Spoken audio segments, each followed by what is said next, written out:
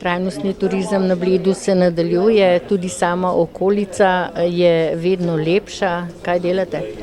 Ja, v zadnjih letih smo dali večji poudarek na ureditev kraja, predvsem parkov in drevnine. V ta namen smo seveda zaposlili dodatno strokovnjake iz tega področja, tako da smo že v preteklih letih kar nekaj drevnine uredili, to pomeni obrezali, očistili in zasadili preko 500 novih dreves na Bledu.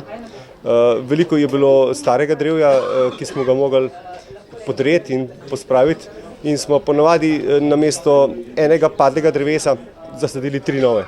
Tako da seveda vsa ta mlada drevesa bodo šele nekje v bodočnosti pripomogla k temu, da jih bodo predvsem naši zanamci občudovali.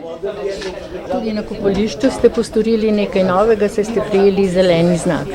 Ja, dobili smo zeleni znak, se pravi Slovenija Green Beach, kot prvi v državi.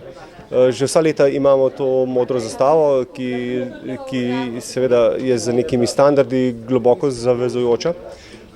Nam pomeni ta znak neka pohvala, neka nagrada, neko potrditev in smo zadovoljni, da gostje opazijo naša prizadevanja, da ostanemo trajnostni. Pa to so zelo majhni koraki, recimo krema za sončenje na naravni osnovi, ki ne onesnažuje jezera.